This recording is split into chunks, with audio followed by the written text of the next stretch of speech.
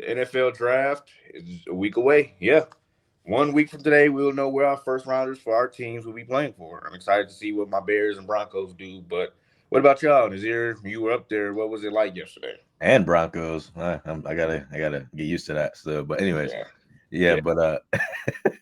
but no, it was great though, man. I mean, I couldn't get inside anywhere, but the bars were all open. They had This was a picture from Nazir as well. Yeah, they had the bars open. That's the draft stage. Obviously, they're still building around it to make some nice things going on, so you can have fun while the picks are being made. They have this draft room as well, where they're gonna have obviously all the people picking where they want to pick, who they want to pick, and it's gonna be like a huge place of just coaches and other employees on the teams in there with the players, and obviously there are going to be people across in their stadiums, in their draft rooms. Like I assume a lot of West Coast teams are probably going to, or Southern West Coast teams are going to be at home watching the draft and calling in, and having those having those players get the great news. But up there it's great, man. I've never seen anything like it because it's never been like around here before. So it was really cool to experience that. I'm hoping to go back up next week during the draft, or maybe before the draft during the day, get some more pictures, get some more interviews with a lot of fans, and that's gonna be fun. So, you know, if you're driving up to Green Bay, be careful because it's going to be packed. I will tell you that. Minnesota's a drive away, Chicago's a drive away, and anywhere in Michigan is a drive away, and Cleveland, and all of those surrounding cities. Just be careful driving because it will be busy all next week. And don't forget Easter's on Sunday. So that's when all the people are going to start coming up. And Wednesday is going to be the busiest day. So be careful. And if you're flying in, have fun. The airport's really nice. And you're going to have a blast. So they made it really nice. It's a small airport, but they did a lot of good things to attract people. So as soon as you step off the plane, that's when the draft process begins. Question for you because you're up in the area. How are they doing like hotels and stuff like that? Like because obviously I don't think there's quite enough lodging in Green Bay for everybody. Well, it's been interesting. I think that a lot of the work. I mean, here's the thing that a lot of people have to consider is a lot of these NFLs, a lot of these hotels rather, are hosting NFL workers and people who are coming in for the draft, hosting prospects, workers, pretty much anybody who's involved in that stuff. The NFL booked right away, and beyond that, there's still NFL or not NFL hotel housing that people are looking for. And at the beginning of the draft process, a lot of people were considering doing Airbnb on their house because a lot of people were like, "Oh, I live near the stadium. I can make a couple $100," and they realized that that process was not only really expensive to do legally, but it was also difficult to prepare. So I don't know how many people continued with that, but it's going to be. I know that there is still hotels available per Discover Green Bay's Nick Meisner. He's their vice president, I believe, of communications. But yeah, there's still a lot of stuff available, but it's going to be for a hefty penny. I will say the airport director at in Austin Straubel International in Green Bay, he said that their first impressions, he wants the fans to come back to Green Bay, not only to come back but and experience everything, but he wants them to like have this feeling of like, oh, Green Bay's so nice, like maybe I can start a business here, maybe I can live here. And as you said, it's going to be a pretty penny after this, especially because those big events make the economy just go up, and the prices go up and everything like that. Supply and demand, everyone. But it's going to be interesting. They got a lot of people coming up, and they're really excited to kind of showcase what they got going on in Green Bay, especially locally. They got a whole bunch of stuff that's really fun. So they're gonna do all their game day traditions, and it should be cool. Saw So we something this week as well that Green Bay was ranked like one of the best cities to live in the country as of right now, like just best smaller cities to live in. So definitely a lot going well for them there. It is really quiet up there, I will say. Who do you Yeah, it's the smallest big city you'll ever be in. right? Who do you guys want to take first pick? ooh, First Titans first pick or No, for Packers. Who do you guys want to pick? well, I will. First, I'll share what Mike Greenberg thinks with ESPN. He said it's an unpopular opinion, but he thinks the Packers should trade out of the first round, which there's no way that's going to happen when that would take the air out of the entire stadium. Yeah, He it's not gonna thinks in terms of just draft itself and the prospects that are going to be there when the Packers are up. He thinks the best thing the organization can do is trade back because he thinks there's going to be a lot of people that are going to be suitors for a quarterback who are going to be willing to jump 10 or so picks. So he's thinking that they should trade back to the early second round. I disagree, and I think that most of Green Bay would disagree as well. And it'll be interesting to see, but I think they got to go pass rusher because that's really where we were struggling the most. And I think if you give Hafley a guy that he's personally suited for himself, then I think that will certainly help with that development. About you, Chris? I think pass rusher is probably the best bet as well. I know you can never go wrong with offensive line either, just because you can never have enough offensive linemen. I know a lot of the fans are going to say wide receiver or corner, but the Packers don't have a great track record, with the exception of Jair, of course, drafting secondary first round. They struggle with it quite a bit. They drafted Stokes a couple of years ago. That was an unfortunate situation. Darnell Savage didn't pan out nearly as well as we thought he would. Obviously, Lucas Van Ness has not turned into what a lot of Packers fans thought he could have been either, but I think pass rush is the number one thing that they have to address. They picked up a corner in Nate Hobbs in free agency. They picked up an offensive lineman in free agency as well. And wide receiver is just not a position they typically go for in the first round. So I think that leaves pass rusher as the main one. And that's a position that they refused to address, or I don't want to say refused, but they didn't address in free agency. So it just makes the most sense for them to make a move on that right away. Jalen, who you want the Bears to pick, man? I know you got a lot of options, but you guys picked a lot of linemen. We are. You picked up a lot of linemen, so I mean, you don't really need that right now, do you? Yeah, you need someone young that's a lineman. They got a lineman. They need a lineman. They just picked up a whole new starting lineup. Yeah, they signed a whole lineup of O linemen, bro. I don't know if you really need that right now. Maybe yes, we need more linemen. You cannot have enough. They got a little 7 out there in order to keep Caleb safe. Yeah, okay, that's fair. Yeah. Give me Kelvin Banks out of Texas. He's 6'5", 315 pounds. He blocks well, got good hands.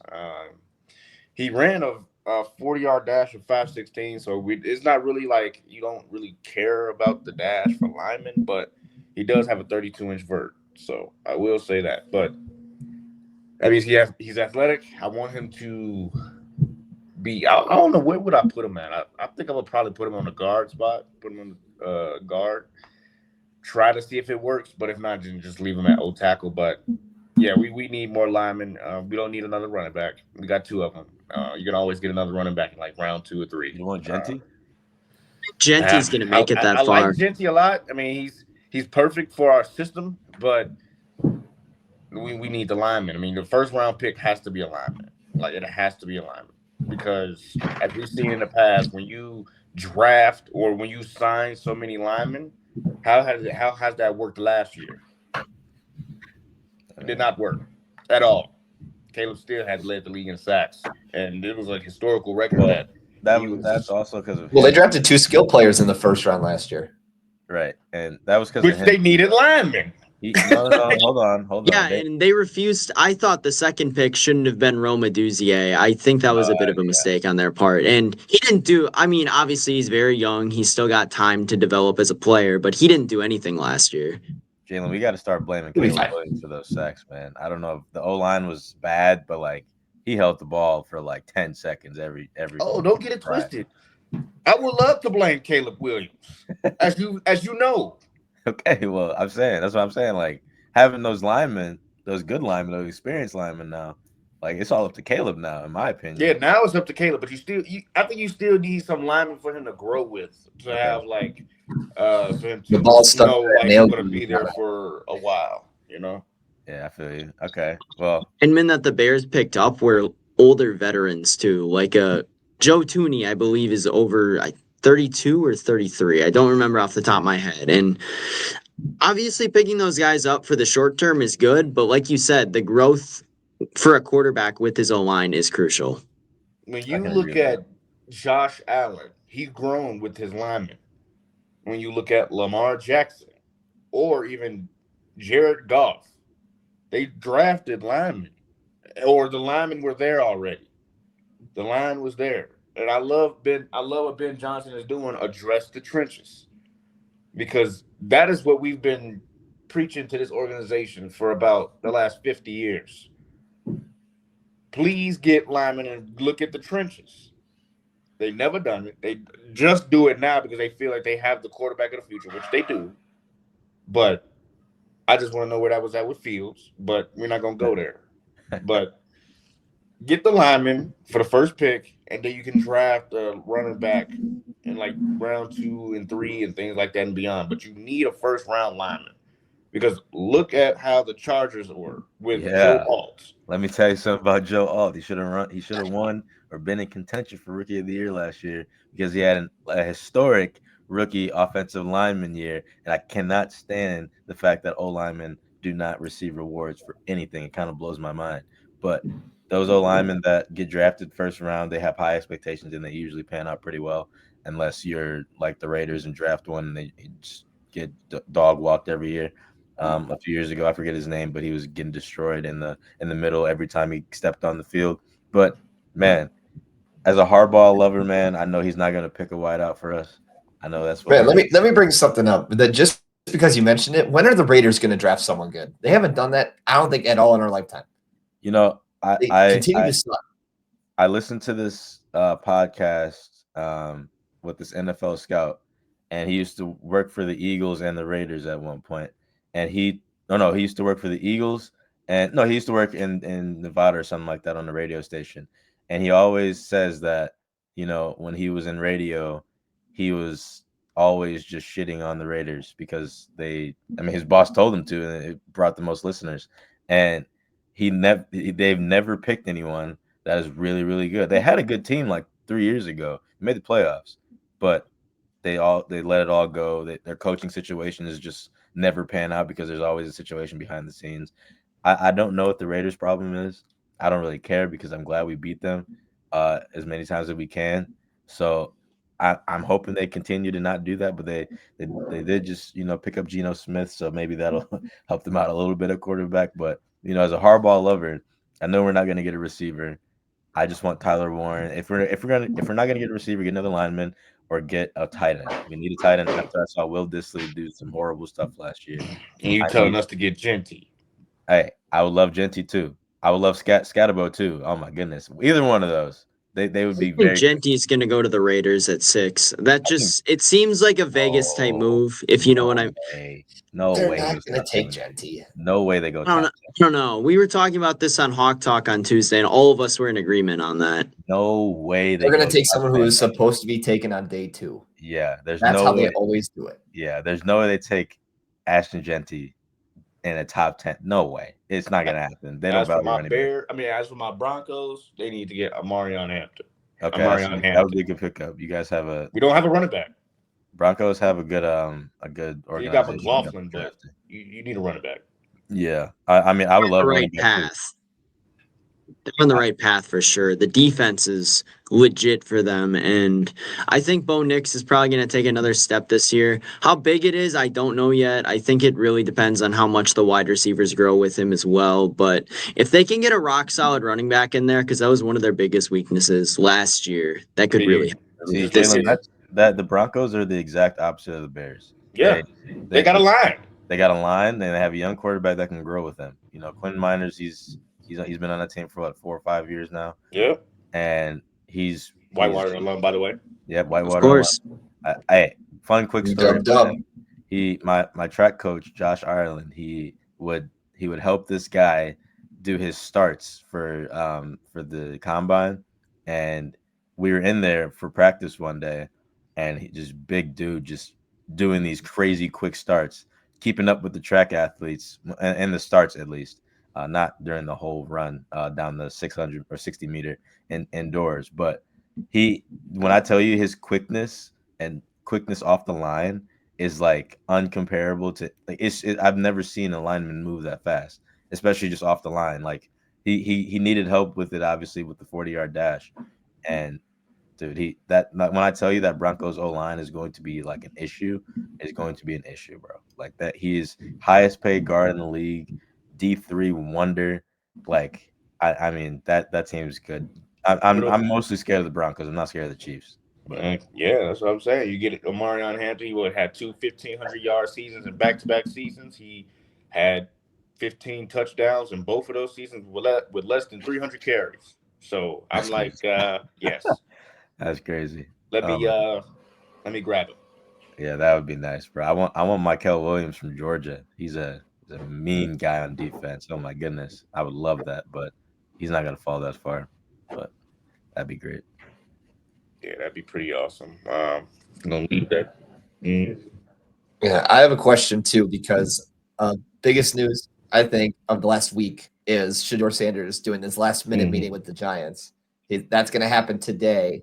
So we don't know how that's going to turn out. We don't know if he's going to say anything about it. We don't know if the Giants are going to say anything about it. But I guess it's going to be the same question we've been asking for the last 6 months. Where is Shedeur going to get drafted? Is this the Giants saying, hey, we want to draft you, but we want to know a little more? Is this the Giants saying, hey, I feel like it can't be any other reason than we're there. He's not out of the running for the Giants pick. And that's crazy because some people are mocking him still at 20. So he might be the most volatile player in this at draft. 20 is insane. Bro, the disrespect on Shedeur Sanders has to stop, in my opinion. At like 20 is insane. I feel like he's not that bad.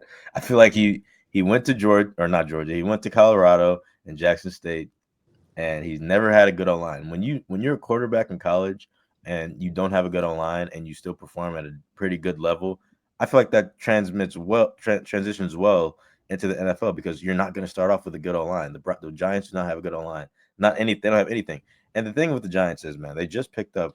He also had the most incredible athletic wide receiver since Megatron. Right. And they just picked up Russell Wilson and James Winston. And I don't know what they're doing. I don't know if they want to have a quarterback like duel with all three of them, or like it wouldn't make sense to me. I mean, Shedeur would just sit behind them at that point. Well, I can't blame the Giants for that either because the purgatory that they've had since Eli is absolutely absurd. So I'd try to bring in as many quarterbacks as I can as well. Yeah, I mean, don't forget about Tommy DeVito. He can make a run. Yeah. See, that's what I'm saying. Like, I feel like Shedeur can, in the system like that, or them with like the Browns or something like that. I feel like he would thrive pretty well. I think that's fair to say because he's never had a good O-line in his whole career. But again, he's never had another coach in his career either. His dad's been his only coach, so that could also play a big part. So I don't know. We'll have to see. I'm very follow-up question. I got who do you guys think? Okay, go ahead. Yeah, I'll be quick. Just if Shedeur goes and gets picked by the Giants, how does that affect how quarterbacks get picked for the rest of the draft? I don't know if it would get affected that. I mean, again, there's not good quarterbacks in this draft, so I think it would kind of go the same. I feel like there's be a lot of day 2, day 3 kind of players getting picked, and I don't know. That's a good question. I just don't think that. I think the one quarterback I could see rising is what's his name? Sam loves the guy. Sam, what's his name? Jackson Dart. Jackson Dart. He could rise. I think he could rise if Shedeur gets picked because teams will get pressured. Jalen Milroe did accept his bid to go to the draft, so he must feel like he's going to get drafted pretty early. He should get drafted early. I think he's pretty damn good, but I feel like he'll rise up because the team will get pressured into picking a quarterback fast because they'll think, oh, since Shedeur got picked early, that means Dart's going to get picked early. That's how the draft works. So, I mean, I think that's the only thing that would kind of change, but otherwise there would not be. Oh, I mean, unless you got Joe Milroe on, I feel like he's a very underrated quarterback in my opinion. I feel like he's going to get picked pretty high, but like mid first round. But we'll see. Just got one quick question before we move on. Interesting, and it's all going to be done in Green Bay. Yes, of course. Who do you guys think the Titans draft at 1? Because we were debating this on Tuesday on our show, and I feel like they should go for best available player and wait another year for quarterback and just kind of see what happens this year. However, I don't think that's what they're going to do. I think they're going to draft another quarterback. Yeah, They should Cam not, Ward is obviously the obvious answer, they or should not Shador draft him. Sanders. They don't need Travis Hunter. What do they? Don't they got Calvin Ridley? Bro, they need defensive pieces. Their defense is already good. If they build on They their put him at defense, corner. if you get Travis Hunter with that defense and you can have an offensive weapon as well in him and just build off of Mr. Mayo at their quarterback position for the year, bridge quarterback. I mean, I feel like that's the best option. I mean, build on the defense. Him, Travis Hunter, or what's his name? The I other was strict. If I was strictly get defensive guys though, right. because if because there's If no you get a way dual that Carter, Travis Hunter can. I'm not saying that he can't, but I've been seeing a lot of rumors that a lot of coaches don't want him playing both sides of the ball. well, that's the thing. Ryan Clark made a good point on this. If you're drafting Travis Hunter, he's not going to be good at one position. He's going to be good at both. If you play both of them, that's where he stands out the most.